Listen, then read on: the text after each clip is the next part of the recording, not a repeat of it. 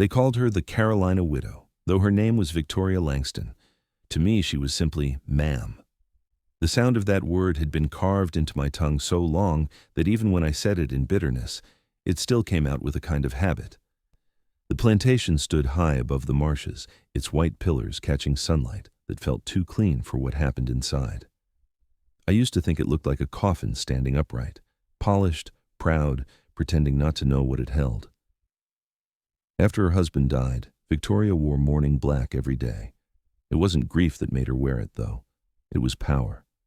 Black gave her a kind of theater. It reminded everyone who saw her that death lived with her, and she had learned to command it. She could not move without us.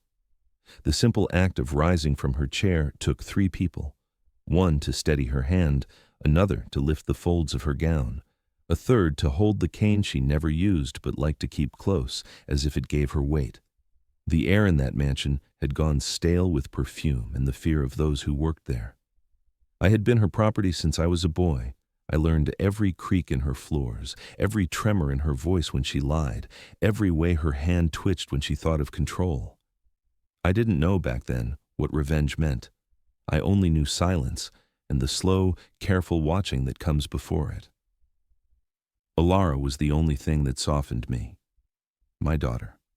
10 years old and all sharp questions, all quiet courage. When she smiled, it cut through the years of dust inside me.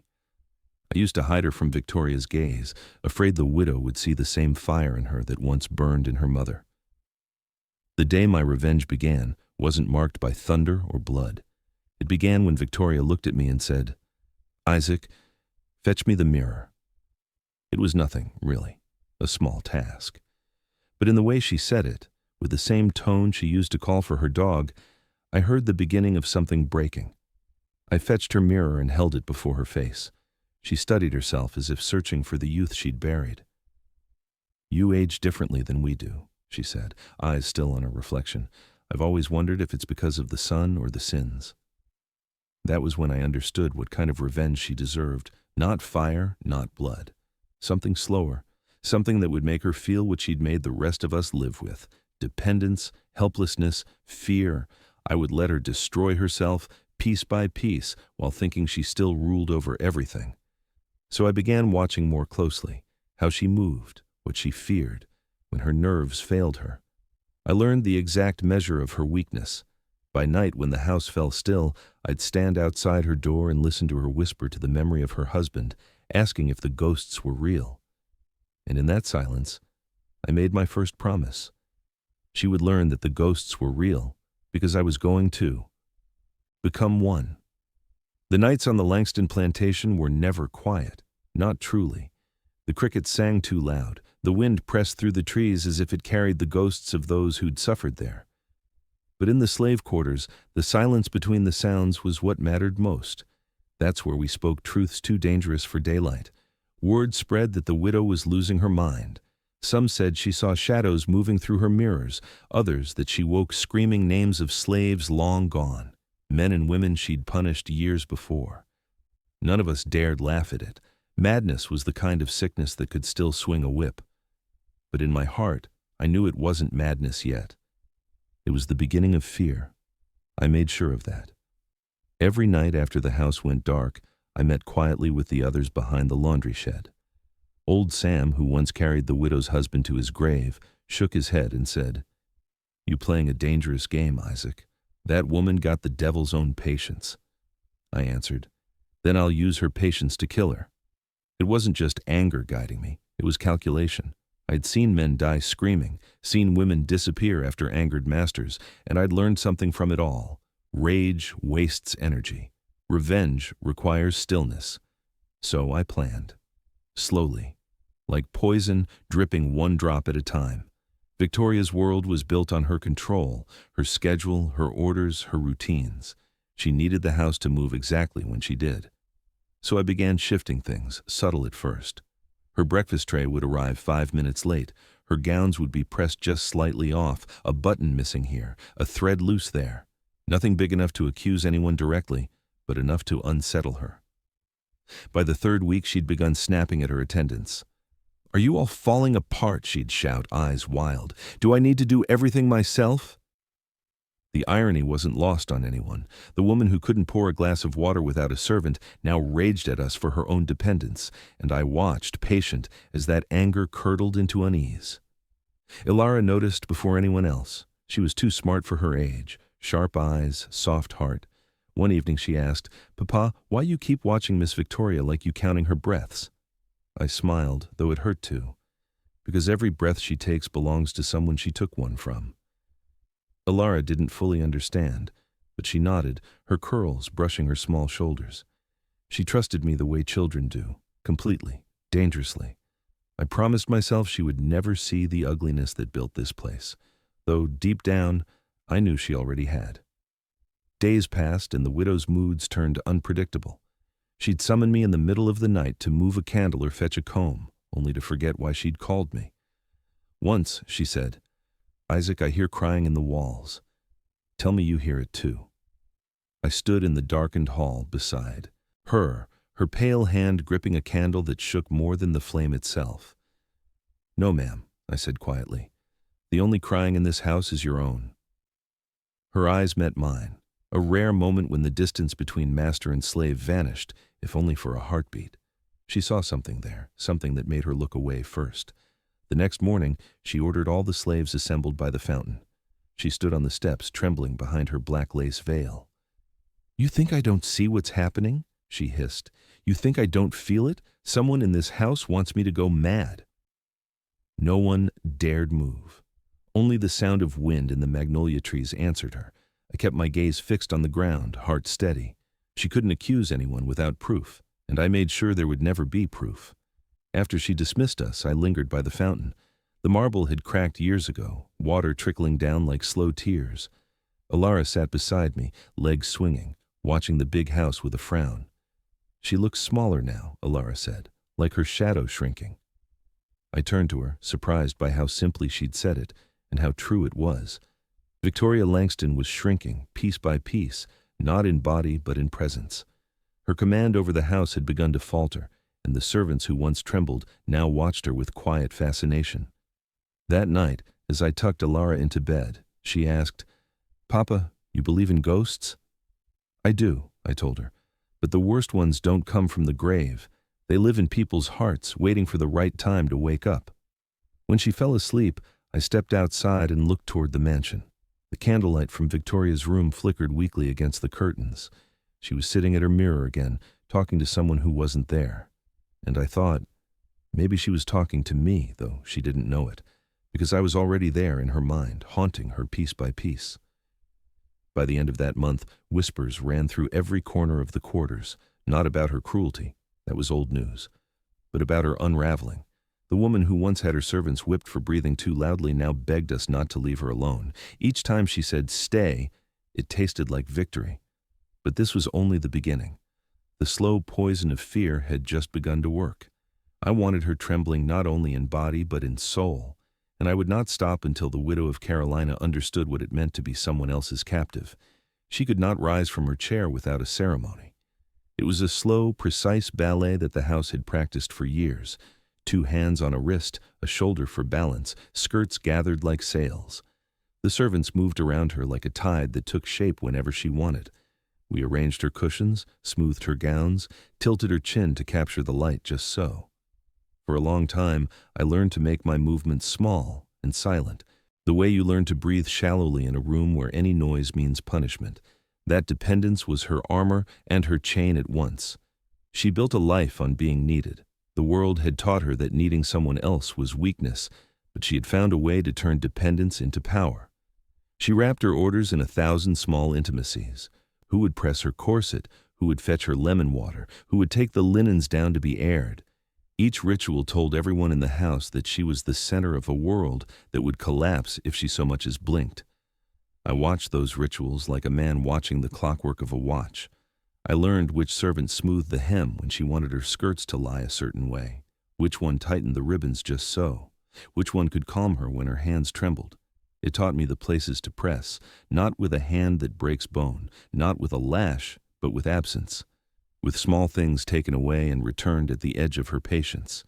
The art of control is not only what you do to someone, but what you make them think they cannot do without. She had perfected that art.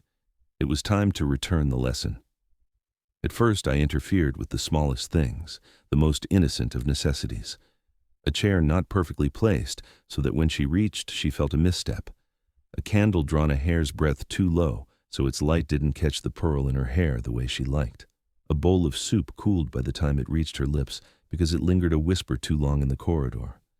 These were not acts meant to harm her body. They were scalpel strokes aimed at the mind. It worked better than I imagined. Victoria was a woman trained to be in command. The idea that her environment might betray her filled her with a cold fury. She paced more. She counted aloud the minutes between bell rings. She would call for servants and then forget why she had called them. Each misstep, each small imperfection I arranged, gnawed at her certainty. The servants began to notice the change in her posture, the way she folded her hands when she sat, the way she stared at a blank patch of wall as if expecting something to move there. Her dependence had another, crueler edge to it. Intimacy with servants is intimacy with those you have taught to be invisible, to dress her, to bathe her, to wipe the sweat from her brow. These acts had always been humiliations inflicted on those who served. Now, those same acts became the instruments of her torment. I would have a hand linger on the seam of her gown when the itch started, or adjust the pillow just enough to make the ache in her back sharp for a breath. Nothing that would leave a bruise, nothing that an overseer could point to with a whip and a curse. Only the slow accumulation of discomfort. She began to mistrust the touch of her own household. "Who touched me?" she would demand, voice thin as a reed. "Who moved the glass? Who changed the pattern on my shawl?" The servants would answer with practiced deference, eyes lowered. Their silence was part survival and part conspiracy. A look passed between us then, quiet, brief. In that look was everything that had been stored up in the small indignities of a lifetime, the birthing of a plan, the willingness to wait, the refusal to be hurried. There were other ways to turn dependence into a narrowing room. I learned when she most needed reassurance and withheld it by the narrowest margin. If she preferred the chintz curtains drawn at dawn, we pulled them a little later. If she liked the tea in the afternoons, we switched the cup twice, and she would wonder if the flavor had changed. To the outward eye, these were accidents. To her, they were a pattern. And she, who taught others to read submission and order, found herself trying to read a world that no longer fit the script she had written. The most intimate power came in the care of her body. To help her dress, to comb the powdered hair that she kept like a crown, to catch her tears when a memory cut too deep. These were acts that once marked us as property and her as proprietor.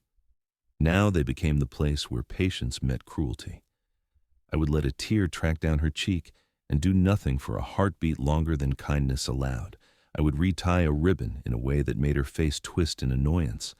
I would brush the powder from her temple with the gentleness of someone who holds a sleeping child's head. The cruelty was not the roughness, it was the measured attention. It said, I remember everything you made me forget." Once she began to fear being alone, to look around the room as if seeking a hand to hold. She lost more than dignity. She lost the private arrogance that had always been hers to shelter behind. She had the habit of dictating small edicts mid-morning. Who should be fired, who should be flogged for showing insolence, who should be sold away. The house was a ledger of favors and punishments, and she signed her name on every page. Now she would ask the same question 3 times in an hour because the house no longer answered in the cadence she expected. There was a hull of spectacle around her that grew thinner every day. The ladies from Charleston who called on her to sip wine and compare gowns began to exchange uncomfortable glances when Victoria's voice faltered mid-sentence. In the drawing room, she would reach for the lace fan and not know where to place it. Her hands would shake when she lifted a glass, and courtly laughter would die a little in the room. People are cruel with their eyes. They see the small ruptures and choose to pretend ignorance rather than acknowledge how fragile the performance of power truly is. I could see the effect on her family, too. Her sister came twice, eyes rimmed with scandalized pity. Her nephews cast glances that said, "Profits are imperiled. A plantation needs a head who can sign and command and marry advantage to advantage." Broken mistress is a liability wrapped in mourning black. It pleased me to watch their discomfort, though I wondered at times, not with regret but with a different kind, at how much of her cruelty had been personalized pain and how much had been the habit of an entire society. But my work was not to take pleasure in pity. It was to make sure she could not find comfort even when offered. When a hand reached to steady her and she clenched at the air, I did not intervene until the moment when she could be calmed with words alone.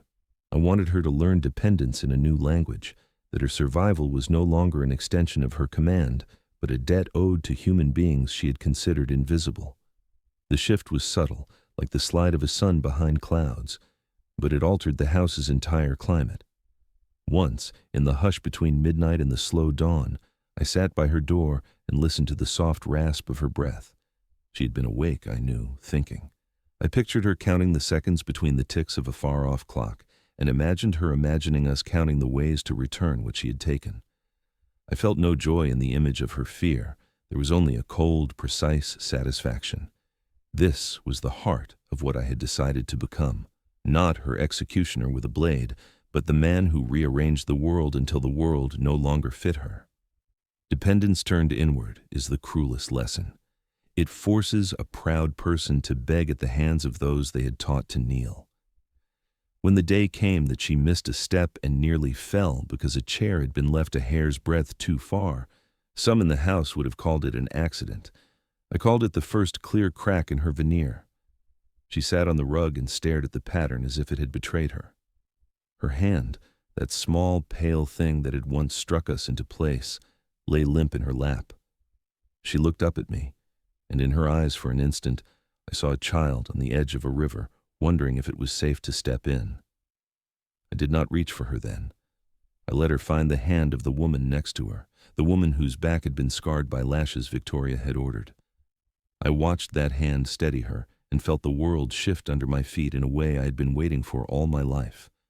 Dependence had always been Victoria's weapon. I had merely taught it to turn inward. I learned quickly that fear is a shape you can press your thumb into until it leaves a print. Paranoia is that print. It shows up in the way a person paces the floor, in the way their laughter catches, in the careful way they pick at a seam long after the work is done. Once the pattern is in place, you need only nudge it until it opens like a wound. Victoria had been careful her whole life. Her cruelty came with rules, a ledger of humiliations balanced against the social niceties she kept for the Charleston sets. She liked to believe that nothing she did was messy. Cruelty did not smear if conducted with the correct gloves and the correct phrases. So to unmake her, I had to make the world messy in ways she could not sterilize with manners. I had to show her that the ledger no longer balanced. The first time I saw real terror cross her face, it was over a ribbon. It sounds ridiculous now, to name a ribbon as the instrument of doubt, but her identity was threaded through trifles. She kept a small blue ribbon tied in a bow on the inside of her writing desk, a thing that once belonged to a girl she had punished for laughing too loudly at a dinner party. That ribbon was a story she liked to tell, the story of discipline and ownership, a private talisman that told her she had power over memory itself. One night, when all the house lay in the hush between bells, I took that ribbon and placed it where the widow could not help but see it, looped around the handle of her dressing table, a childish thing glowing blue beneath the lamplight. The next morning, she opened the desk, and the color drained from her face as if someone had opened a vein. She called for me, voice a thin string. "Isaac," she said, the word brittle. "Why is that there?" "It must have fallen from the ribbon chest, ma'am," I said. I kept my hands at my sides so she could see they were empty. "Perhaps the wind, ma'am." The look she gave me was the look of a judge confronted by her own handwriting on a page that indicted her. She snapped the ribbon up with a shaking finger and hid it in her bosom like contraband, as if the small blue loop contained the verdict of some unseen court. From then on, it was a matter of piling small violences. A hat misplaced, a book left upside down, a servant's voice lingering too long in the hallway so she heard a laugh that did not belong to her. Each thing had the quality of being simultaneously plausible and impossible, accidental enough that she could not lash out publicly, precise enough that she could not fully dismiss. Paranoia loves those contradictions.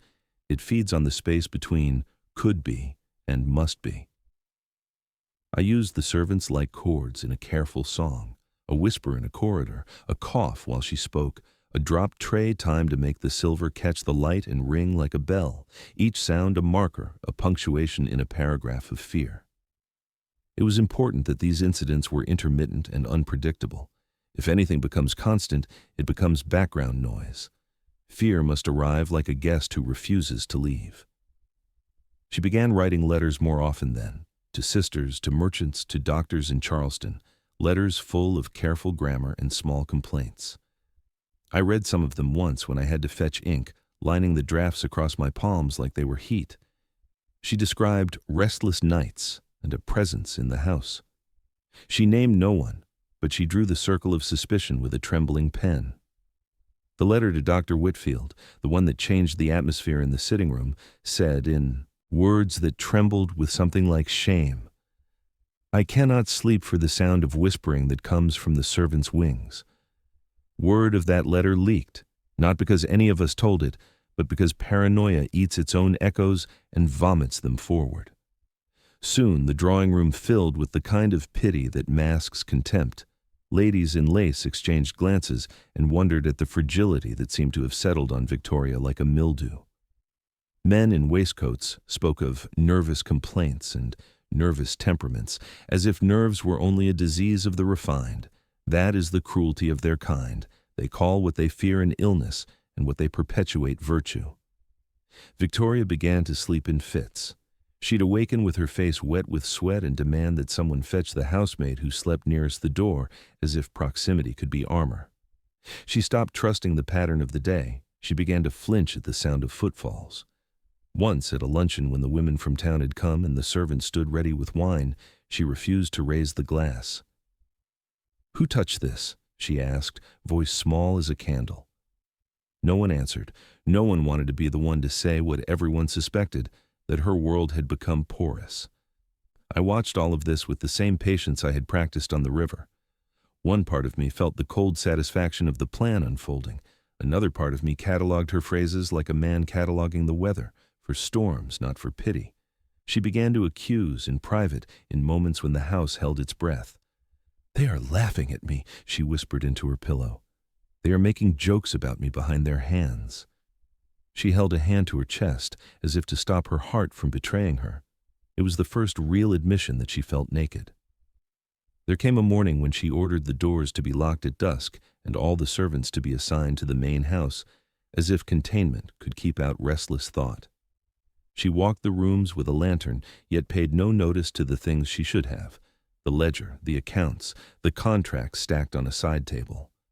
Her nephew called and demanded to know why the articles of trade were not signed. Victoria could not answer him. She could not find the papers because she had begun to suspect that the house itself rearranged to spite her. It was a small thing, but it unnerved the cousins who toured the property with measuring eyes. They left, muttering about the risk of mismanagement if the mistress's faculties continued to slip. In the slave quarters, the mood shifted from thrill to something deeper. We had created cracks in the widow's certainty, and now we watched the light moving through them. Some nights there were quiet songs in the dark, not of triumph exactly, but of relief that the ledger might be unbalanced at last. Other nights I saw faces close to blank, the old weariness still there. Revenge never felt like the clean victory. People imagined, even as she shrank, we paid in years and in the small moral compromises that revenge requires. We had to be patient and sometimes cruel in kind. I learned to measure the cadence of her terror. It had a rhythm, a small disturbance, denial, accusations that landed on hammers of custom, a sense of isolation that was her punishment. It fed itself until she became a woman with a tight mouth and a pair of eyes that searched the corners of rooms for shapes that were not there. The house became a theater where the players moved in careful steps, each of us holding our lines as if the script might break and mercy fall away. On a humid evening, when the sky had the slow bruised color of clotted tea, Victoria stood at the top of the main stair and watched us, the household arrayed like figures in a painting. Her lips were white and thin. "One of you will confess," she said, as if making a vow. "One of you will tell me who has stolen my peace." Nobody spoke. There was a hollow in the air and the sound of insects tuned low. I met her gaze, and for a second the distance between us vanished. She saw something in me that she could not name, not just defiance, but a steady, small thing that had nothing to do with her commands. It was the look of a man who has kept a ledger of his own. "You will be found out," she told me, voice like a locked door. "There will be a reckoning." I let her have the last word. There would be a reckoning, but not the one she imagined. The seeds of paranoia had done their work. They had hollowed her from the inside. Now we would watch as the winter of her confidence set in.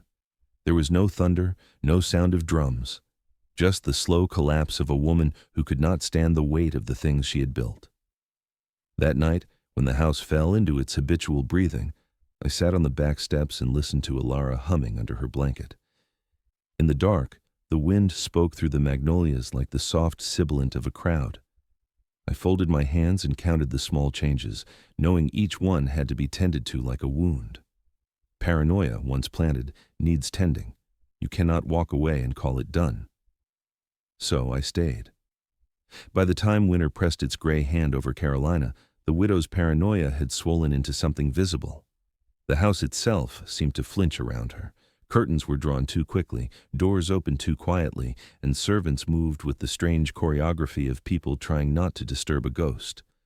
Victoria Langston, the woman who once ruled every breath inside those walls, had become a trembling echo of her former grace.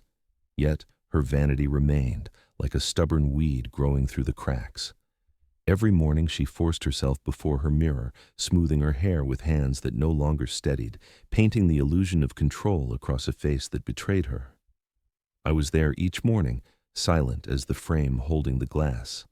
I handed her combs and pins, watching her, reflection more than her. It had become the stage where I worked my next act. The mirror was a weapon, the only one I needed now. She trusted it more than she trusted any living soul. She believed it still told her truth. So I began to feed that glass with small lies, reflections altered not by magic, but by what fear makes people see. It started simply. I polished it differently, using a fine layer of beeswax that softened the image, turning the edges of her reflection ever so slightly ghostly. When she asked if it looked dimmer, I said, "It's only the light, ma'am. Winter dulls everything." But the mirror remembered more than I said. Each day she stared longer. Each day the distance between what she saw and what she believed grew wider. One afternoon, while she sat before it in silence, Alara passed the door behind me, just a fleeting shadow, carrying linens toward the hall. The widow caught that movement in the mirror and gasped. "Who is that?" she demanded. "Only the girl, ma'am." "The girl," her voice dropped. "The little one. She looked like someone I knew." She meant Grace, the servant she had beaten to death years before, the one whose name none of us said but all of us remembered. Alara, with her soft features and bright eyes, carried Grace's spirit like a reborn memory. I had not planned it, but the resemblance became my sharpest blade. That night, I took a candle and held it before the mirror while she slept. Wax dripped across the frame, leaving marks that dried like veins. In the morning, the stains caught the light so that faint lines appeared to trace her reflection, thin, twisting marks that looked almost alive. She noticed them immediately. "It looks cracked," she said, voice shaking. "No, ma'am," I replied softly. "It's only the candle's soot." But she didn't believe me. She leaned close, fingertips brushing the surface, eyes wide as if she expected the glass to bleed. "I can feel it," she whispered. "Something's wrong with it." I said nothing. The silence between us was its own form of punishment. In the weeks that followed, she grew obsessed. The mirror became her judge, her confessional. She asked questions to her own reflection, as if it might answer. "Who's there?" she'd whisper. "Do you see them too?" Sometimes she'd turn to me suddenly. "You see her, don't you? Behind me, standing there." I'd keep my eyes lowered. "There's no one there, ma'am." And that denial only deepened her terror. Fear thrives on the feeling of isolation, the idea that no one else believes what you see. She began to fear the house itself, convinced that something walked its halls when she slept. I made sure that sometimes something did. Late at night, I'd let doors swing gently on their hinges or let the wind catch the drapes so they breathed like lungs. I loosened a window latch so it would tap faintly against the frame, like knuckles rapping. None of it was violent, none of it traceable, just enough to make her think the dead had returned for her. By January, she refused to sleep alone. She demanded that I stand outside her chamber door until dawn, to keep watch. I obeyed, always silent, always near enough that my shadow would stretch beneath the door when her candle flickered. Sometimes she'd call my name softly, not with command, but desperation. "Isaac, are you there?" "Yes, ma'am." A pause. Then, "Do you think a soul can come back?" I'd answer, "Only if it was wronged, ma'am." The mirror watched it all. Each time she looked into it, she found her face thinner, paler, more like the ghost she feared. It wasn't my doing. It was hers. Her guilt was eating her faster than time ever could. The final turn came one stormy night when the lightning cracked above the fields. The sound made her cry out. I ran to her chamber, not in obedience but in timing. She was standing before the mirror again, trembling. "She's in there," she said, pointing. "She's behind me. I see her." I stepped closer, pretending to look. "There's no one, ma'am." "There is," she screamed. "Look!" Her hand slammed against the glass. It broke with a shriek, splintering into shards that scattered across the floor like frozen tears. She fell to her knees, clutching one in her palm until blood streaked down her wrist. "Grace," she whispered, eyes wide and distant. "I'm sorry." She wasn't talking to me. She wasn't even talking to herself anymore. I took the shard from her trembling hand, wrapped it in a cloth, and set it aside. "You're bleeding, ma'am," I said gently. "You should rest." But she didn't hear me. She kept staring at the fractured frame where her reflection had been, where she thought she'd seen her victim's face. That night, I left the broken glass in place. I wanted her to see herself shattered each morning, to live among the fragments of her own conscience. And she did. Each day after, she dressed before a ruined mirror, whispering to it as though it could still hold her together. The house smelled of iron and candle wax. The servants avoided her eyes. Alara never went near her again. Victoria Langston, the proud widow of Carolina, had become a prisoner of her own reflection. And I, her silent shadow, had learned the most dangerous truth of revenge, that sometimes the cruelest destruction doesn't come from outside. It comes from within. The widow's world had shrunk to the size of her fear. The grand parlor that once hosted Charleston's finest now stood draped in heavy curtains, its air stale with candle smoke and secrets. Every mirror in the house had been covered in cloth, except one, the shattered one in her chamber. She couldn't bear to remove it, and yet she couldn't stop staring into it either. That was the kind of madness I had been waiting for, the kind that doesn't scream but whispers through the bones, the kind that erodes pride grain by grain until a person starts begging shadows for mercy. But I was not done. Not yet. Revenge, I'd learned, was not a single act. It was a performance, a slow orchestration where every note had to be played in time. The mirror was only the prelude. Now I would make her question not her sanity, but her power. Victoria Langston was addicted to control. Even madness couldn't cure that craving.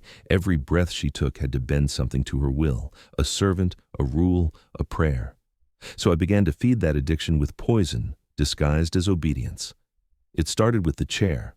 The widow's favorite armchair, a heavy mahogany piece with carved lions at its feet, had always sat near the window in the drawing room. Each morning she demanded to be seated there while I read aloud the day's letters and accounts.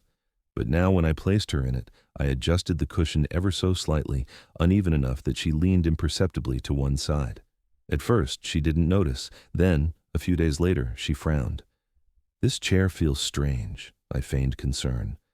"It's the same as ever, ma'am. Perhaps the floorboard's settled." She nodded, uncertain. But from that moment, she began to doubt every object she touched.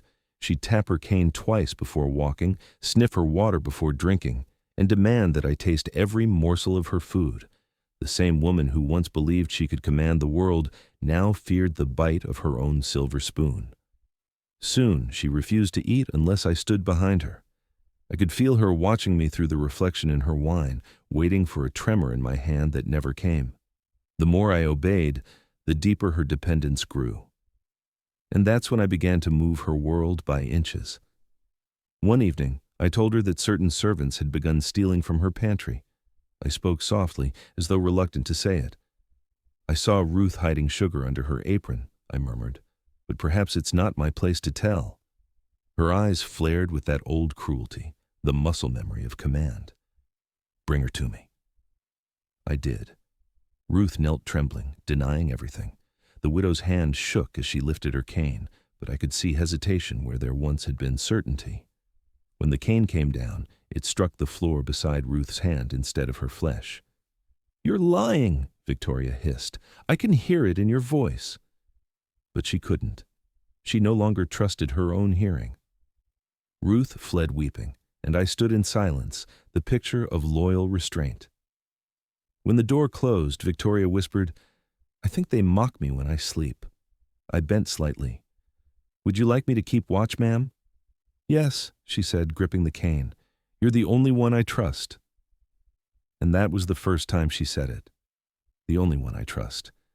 The irony burned like whiskey in my chest. I was the only one she trusted, and I was also the one guiding her into ruin. For weeks I deepened the illusion. I reported whispers I'd never heard, glances that never happened. I told her about plots I'd invented, petty betrayals among servants who were, in truth, too afraid to breathe near her door. Each lie was a thread, and I pulled them until her faith in others unraveled completely. She began issuing orders through me.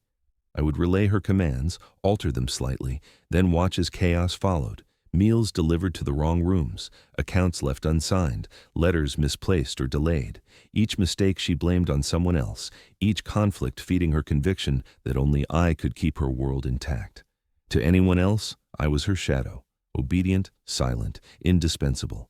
To her, I was the only constant in a world spinning out of her control. The neighbors noticed her absence from society gatherings. Rumors drifted like smoke. Talk of illness, madness, witchcraft. Some said she'd been cursed by the ghosts of those she wronged. Others said she'd simply grown eccentric with grief. But none knew the truth, that the curse she suffered had a face, and it was mine. One cold February evening, she summoned me to her chamber. Her voice trembled not from weakness, but from something like confession. "Isaac," she said, "sometimes I think the house hates me. When I close my eyes, I hear breathing behind the walls." I bowed slightly. "Would you like me to pray, ma'am?" She hesitated. "Do you pray?" "I do," I lied. "Then pray for me." I did not kneel.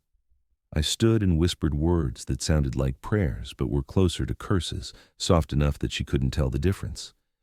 When I opened my eyes, I found her staring at me as though searching for salvation in my face. I realized then that she was no longer my master. She was my creation, a puppet made of guilt and fear, held up by the strings I had tied. But revenge is never clean. Some nights I watched her fragile body and felt a flicker of something close to pity. Not for her suffering, but for the sheer emptiness of it all. She had lived her life as a queen, and now she was a prisoner of a mind she couldn't trust. Then I'd think of Grace, of the blood on the cellar floor, of Alara's eyes, still too young to understand what history meant, and the pity would vanish. Because this wasn't just my revenge, it was justice, slow and deliberate, the kind no court could deliver. When Victoria finally slept that night, I stood at her bedside and watched the rise and fall of her chest. Her face was pale as ash, her lips moving faintly as if still issuing orders in her dreams. "You are free, ma'am," I whispered, "but only in the way the dead are free." And as the candle guttered, I saw my reflection in the shards of her mirror, not as a servant anymore, but as the hand that pulled every string until the puppet finally sagged. By spring of 1855, the widow's decline had become impossible to hide. Her letters, once flowing and polished, had turned into erratic loops and broken sentences.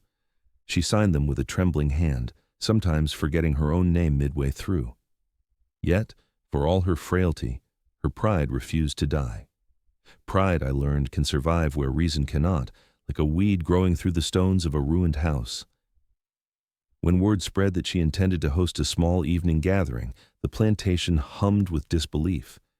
She hadn't left her estate in months, hadn't looked another soul in the eye except mine. And yet, she insisted on a dinner, to remind them who I am. The irony made me smile. She wanted to prove she still ruled something, unaware that the kingdom she presided over now existed only inside her delusion.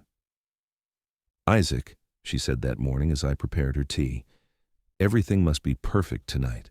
Every candle, every plate. I want them to remember Victoria Langston, not the, creature they whisper about."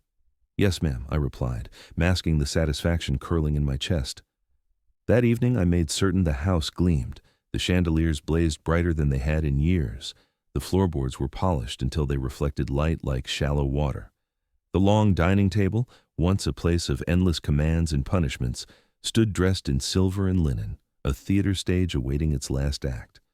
Victoria descended the stairs in a gown she had not worn since before her husband's death. Black silk trimmed with jet beads, the color of mourning pretending to be elegance. Her hair was pinned high, though several strands trembled loose with every step. The widow had become a puppet of her own vanity, strings pulled by memory and fear. The guests arrived, a dozen neighbors and old acquaintances, their curiosity sharper than their manners. They had come not to honor her, but to see how far she had fallen.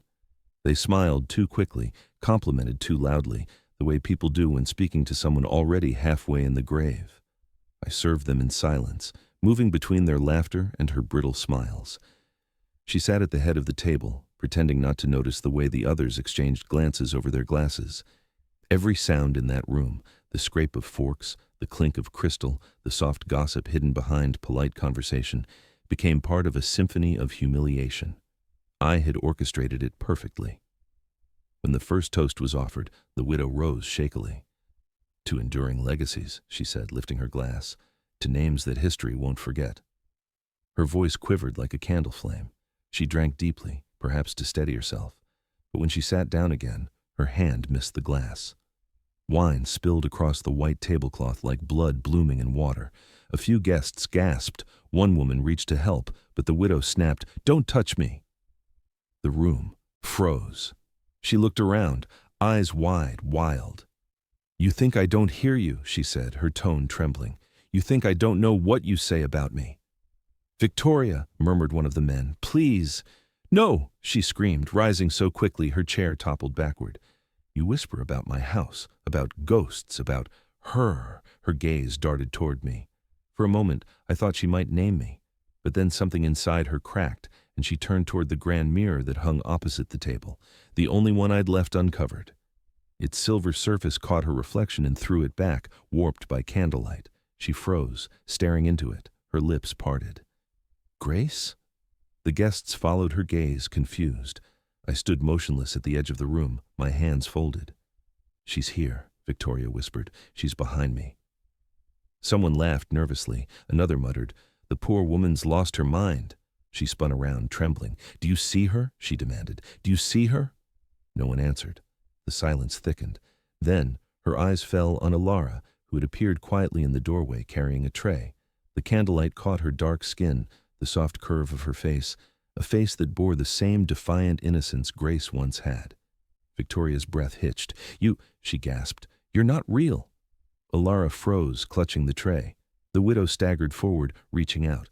"You shouldn't be here. I buried you." The guests murmured in alarm. Chairs scraped back. I stepped between them, my voice calm. "Ma'am, please, that's my daughter." But she didn't hear me. Her eyes were fixed on Alara as though seeing a ghost stepping out of her sins. "Grace," she whispered again.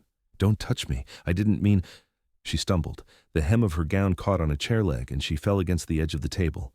Crystal shattered. Wine spilled. Guests screamed.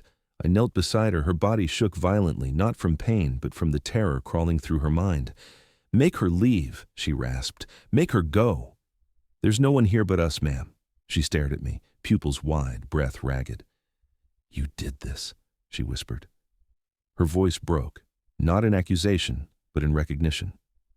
The room fell silent except for the flutter of candles. When I stood, I turned to the guests, keeping my tone steady. "The widow's unwell," I said. "Please, give her rest."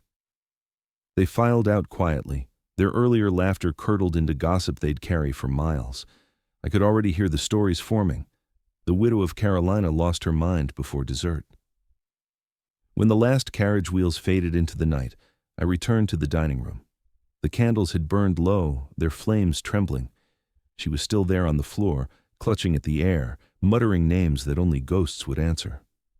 I looked down at her and said, softly, "Your legacy will be remembered, ma'am.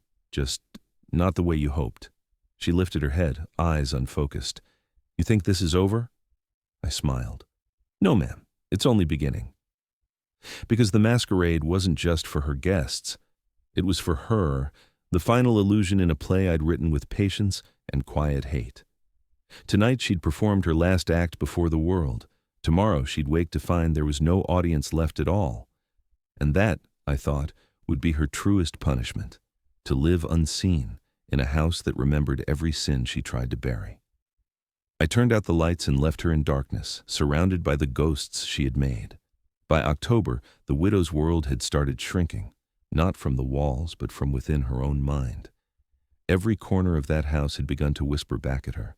Every reflection turned stranger. She'd taken to sitting in front of her great oval mirror for hours, watching herself like a guard over her own ghost. It was my doing, the slow, patient weaving of her fears until they caught her like a web.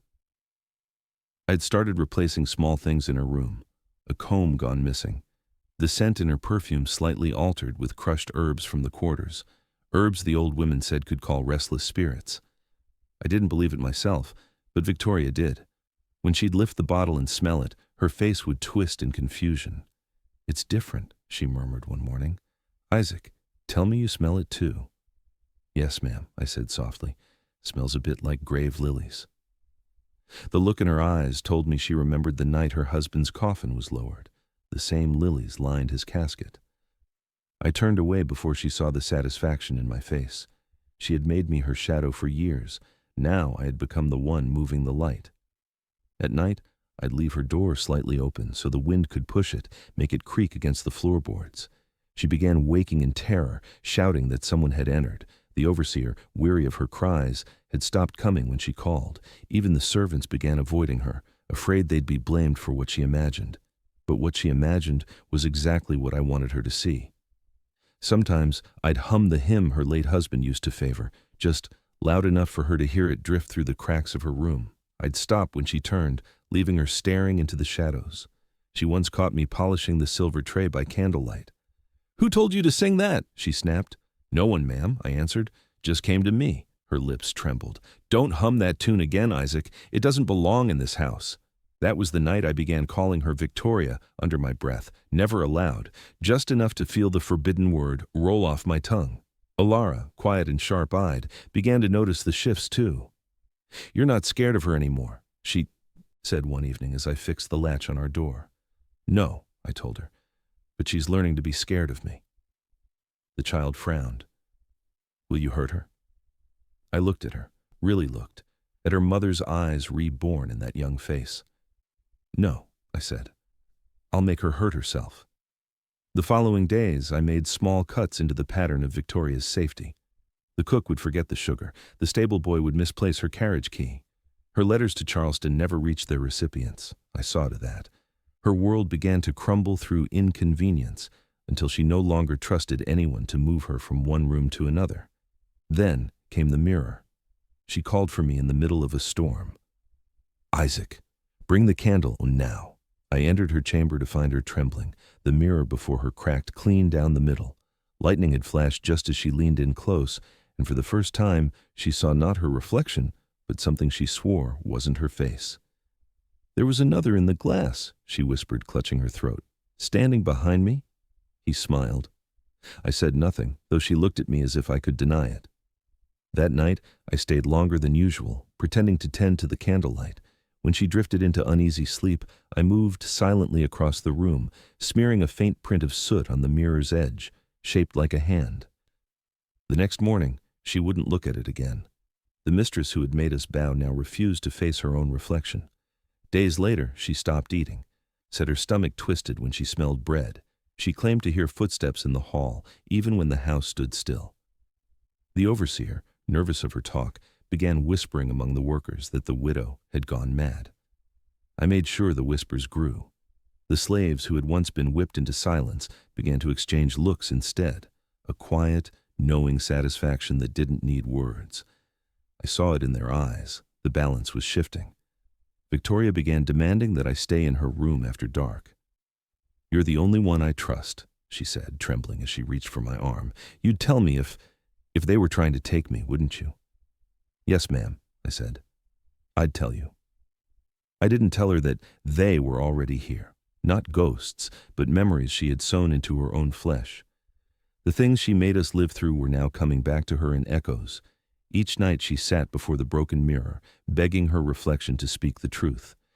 Each night I stood just behind her, silent, patient, watching the cracks spread a little farther.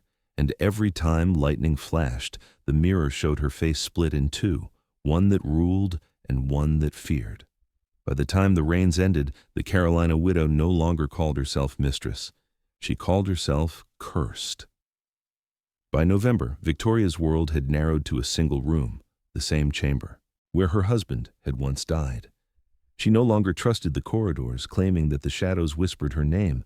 The grand plantation that had once echoed with her voice now echoed with her fear instead. I watched the change with the patience of someone who had waited a lifetime. Every command she gave came slower now, every word laced with uncertainty. The same woman who once barked orders like a general now whispered requests like prayers. "Isaac," she said one morning, her voice brittle as paper, "I can't bear the light today. Draw the curtains." I pulled them shut, and for a moment I thought she might finally vanish into the dark. Her dependence became the weapon I had been shaping for months. She wouldn't drink unless I brought the glass, wouldn't eat unless I tested the food first, wouldn't walk without my arm to guide her. Every motion, every breath was bound to me, the same way my life had once been bound to her will. It was a quiet reversal, but it was complete. She didn't know it, but I'd begun replacing the tinctures she took each night. The doctor had prescribed her laudanum for her nerves, but I thinned the mixture, drop by drop, each evening until the relief turned to craving. She began begging for it sooner, trembling when I delayed it. When I finally brought it, she'd look at me with a gratitude that bordered on worship. It was the same gratitude I had once given her for letting me live another day. "Isaac," she whispered one evening as I handed her the glass, "you're the only one who keeps me standing." I bowed slightly. "I know, ma'am." Outside, the world was turning toward winter. The fields lay empty, the quarters cold, and the overseer gone to Charleston to fetch supplies. The house felt hollow, only our footsteps, hers dragging, mine steady. Alara followed me silently most days, sweeping the floors or humming soft tunes. She was learning, not the songs of sorrow her mother once sang, but the rhythm of quiet victory. One night, Victoria woke screaming. I rushed in with the lamp, pretending alarm. "They were in the room," she cried. "Hands, cold hands! They tried to pull me from the bed." Her voice cracked like dry wood. Sweat ran down her face, streaking the powder she still wore out of habit. "There's no one here, ma'am," I said calmly. "You lie," she hissed, clawing at the air. "I saw them. The faces of those I sent away. They were all here, even Grace." At the name, I felt something twist in my chest. Grace, Alara's mother. The one Victoria had worked to death 2 winters before. "Maybe it's your conscience, ma'am," I said quietly. She froze, her eyes snapping toward me. "What did you say?" "Nothing," I murmured, bowing my head. "Just meant maybe you need rest." But she'd heard it. The seed had taken root. From that moment, every shadow looked like judgment to her. Days passed. She stopped. Writing in her ledgers, stopped asking for news from Charleston. Her world became confined to that bed, that mirror, and my voice. When I stepped out of the room, she'd call after me like a frightened child. "Don't leave me alone, Isaac. Don't." I'd stop in the doorway, let the silence stretch until she trembled, and then return, slow, steady, the savior she despised needing. It was then I began reading to her at night, verses from the old family Bible, the same one she once made me swear upon when she punished the others. I chose the passages carefully, those that spoke of justice, of debts unpaid, of the mighty brought low. She listened with wide eyes, the flicker of the lamp dancing over her pale face. "Why that passage?" she asked once. "It seemed fitting, ma'am," I said. "For the season." Her fingers clenched around the blanket. She didn't ask again. By December, she refused to let anyone else touch her. The other servants whispered that she had lost her mind. I didn't correct them. I only made sure her meals were delivered on time, bland, flavorless, stripped of the spices she loved. I wanted her body to feel what her soul had become, starved, empty, dependent. Alara came to me one night after the widow had fallen asleep. "Why do you keep helping her?" she asked, her small voice trembling with confusion. "Why not just let her die?" I looked at my daughter, saw in her eyes the same fire that had once frightened Victoria. "Because death would free her," I said, "and I want her to live every second of what she made us endure." Alara nodded slowly, understanding more than a child should. When the year's first frost came, Victoria's body began to fail. She shivered constantly, though the fire burned high. Her once sharp eyes had grown dull, and her words slurred from the tonic she now demanded every few hours. One morning she reached for my hand and whispered, "Promise me, Isaac. Promise you won't let them bury me beside him." I paused. "No, ma'am," I said. "You'll have your own place." She smiled faintly, not realizing the meaning behind my words. Every chain she had ever placed on me was now invisible around her wrists. She couldn't move without my presence, couldn't eat, sleep, or breathe without my approval. The widow of Carolina, who once ruled over 100 souls, had become a prisoner of one man's quiet patience. Her dependence was her sentence, her trust, her undoing. And though I hadn't yet struck the final blow, I could already feel it, the weight of freedom pressing at the edges of the night, waiting for me to finish what I'd begun. Winter settled over Carolina like a shroud. The marshes froze in stillness, the air cut sharp as glass, and the mansion's silence grew so heavy it felt alive. Each night, the fire hissed in the hearth like it wanted to speak. By then, Victoria Langston could barely lift her spoon. The Ichi, woman who once ordered grown men to their knees, now trembled at the weight of her own reflection. I had become her legs, her voice, her hands, her whole fragile bridge between this world and the grave she feared. Every morning, she asked the same question. "Do you hear them, Isaac?"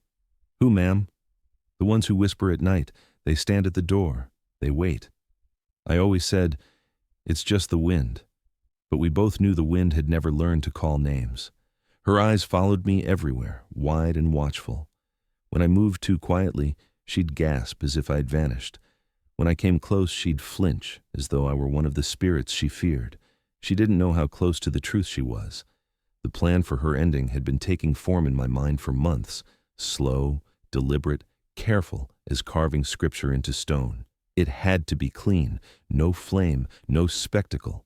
Just the echo of her own cruelty turned inward until it consumed her. The evening came without ceremony. Snow fell thick outside the window, softening the world into silence. The overseer was gone again. The others had retreated to their quarters early, grateful for warmth. I brought Victoria her supper myself, a bowl of thin broth and a slice of bread. She stared at it as if it were poison. "Why do you watch me eat, Isaac?" she asked. "Habit, ma'am," I said.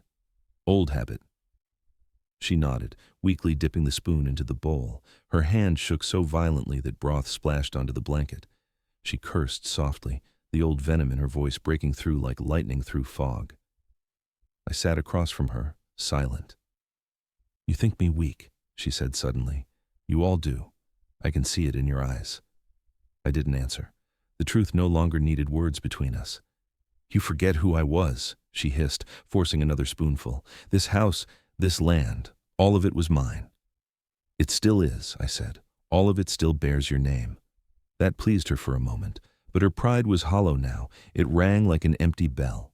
She looked toward the fire, her profile carved in orange light, and whispered, "Sometimes I dream that I'm walking again, that I'm young, that he's beside me."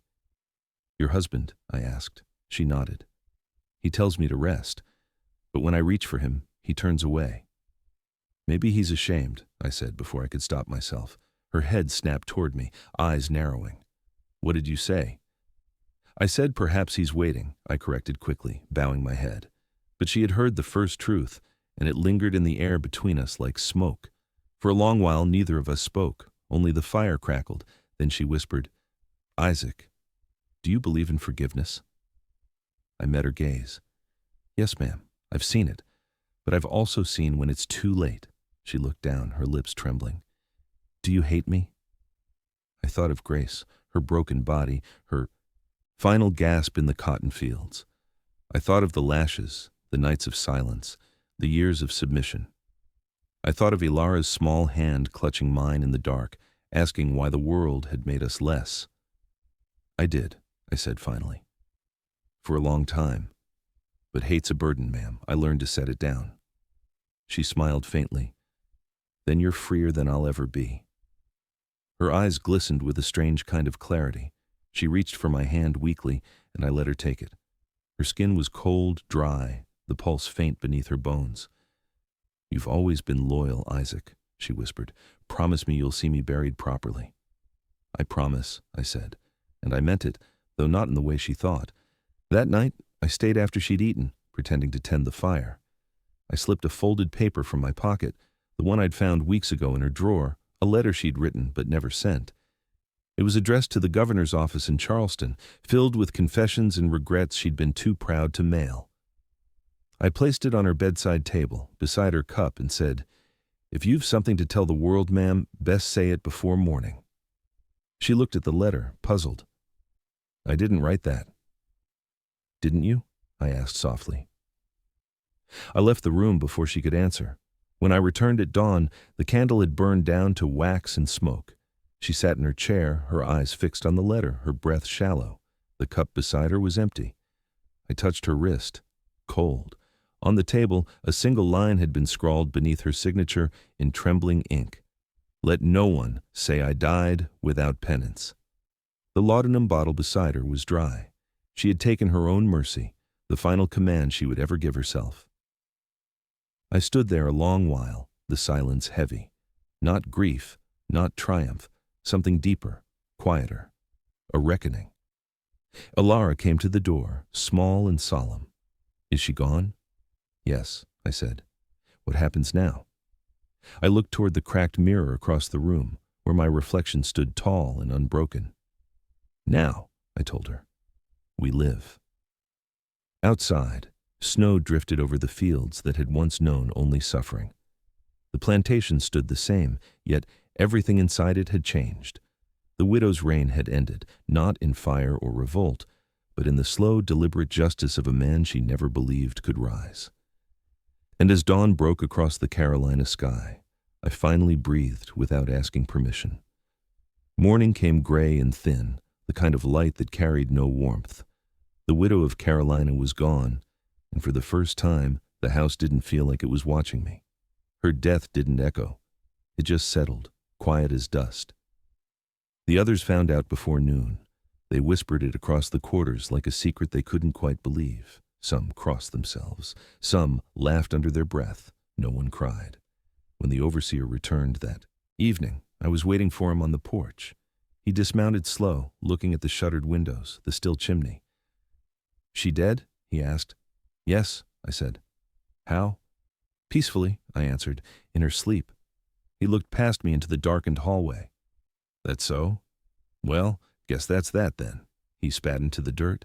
Ain't much reason to keep this place running now. Governor'll sell it, maybe to that Richmond fellow. I said nothing. The thought of someone else ruling over the land made my stomach twist, but I knew something he didn't. This place would never hold power the same way again. That night, I sat by the window of the small cabin Ilara and I shared. The cold crept through the cracks, but it didn't bite the same. I kept hearing Victoria's voice, not her commands, but her last question. Do you believe in forgiveness? I wasn't sure I did, but I believed in endings. Ilara came in carrying a small bundle, the silver comb Victoria once prized, the one I'd taken from her chamber before the burial. You shouldn't keep her things, she said softly. I'm not keeping it, I told her. I'm keeping what it means. What's that? That she needed me more than I ever needed her. Ilara sat beside me, wrapping her small fingers around mine. Does this mean we're free? The word hung heavy between us. Free. A word too big for the room, too dangerous, too hopeful. Freedom, I said, ain't something anyone gives you. It's something you take, slow, till one day you realize you already have it. She nodded, her face lit by the faint moonlight creeping through the window. Then we have it now. Outside, the overseer's wagon creaked as he packed to leave. By morning he'd be gone, just another man chasing coin where it could still be found. When his wheels rolled away down the frozen road, the plantation fell silent for the first time in my life. I went back to the main house once more, not out of duty, out of need. The air inside still smelled of laudanum and old roses. I climbed the stairs to her chamber, each step groaning under my weight, and opened the door. The cracked mirror still stood by the bed. I faced it. For years that glass had reflected my submission, my bowed head, my chained silence. Now it showed something else, a man, not property, not shadow, just a man. I looked at the reflection for a long time, and then I did something I'd dreamed of since childhood. I touched the glass. My hand met the crack that split it in two, tracing the jagged line until my own image fractured with it. That's when I realized the mirror wasn't broken by lightning. It was broken by time, by truth. In the drawer beside the bed lay Victoria's ring, gold engraved with her initials. I took it and set it beside the letter she'd signed before she died. The words still stared up at me. Let no one say I died. Without penance. Penance, I murmured. You had it, ma'am. Every breath of it. The sound of my own voice felt different there, no longer trembling, no longer hollow. I closed the door behind me and walked back down, the boards creaking beneath my steps like the sigh of something finally ending. Outside, the sky had begun to turn red over the horizon, not the angry red of fire, but the calm blush of dawn. I stood on the porch and breathed the cold air deep into my lungs. For the first time, I wasn't waiting for permission to move. Alara ran out to me, her hair wild in the wind, her small feet leaving prints in the frost. She looked up at me and smiled, a smile that carried everything we'd lost and everything we might yet find. What now, Papa? She asked. I looked out over the fields, barren, endless, yet somehow less cruel. Now, I said, we start again. We buried the widow on the edge of the property, beneath the oak where her husband's name was carved. The ground was hard, the air heavy, but there was peace in the labor. No prayers, no sermons, just silence, and the sound of earth closing over the past. When it was done, Alara took my hand again, and together we turned toward the quarters, toward the people who had begun stepping out, blinking into the pale sun, uncertain, hopeful. The plantation still stood, but the rain had ended, not by rebellion, not by flame, but by the steady, patient justice of the enslaved who learned to wield silence like a blade. As we walked, I felt the weight lift, not all at once, but enough to breathe, enough to dream. Behind me, the wind rose, rattling the shutters of the great house. It almost sounded like laughter, faint, distant, the kind that comes when ghosts finally rest. I didn't look back, because some ghosts aren't meant to be followed. They're meant to stay behind, guarding the lessons carved into the soil. Alara squeezed my hand tighter. She can't hurt anyone now, she said. No, I told her, but she taught us what power does when it forgets mercy. And what do we do now? We remember. The sun climbed higher, burning away the frost, and the land began to wake again. For the first time, it belonged to no one. For the first time, it felt alive.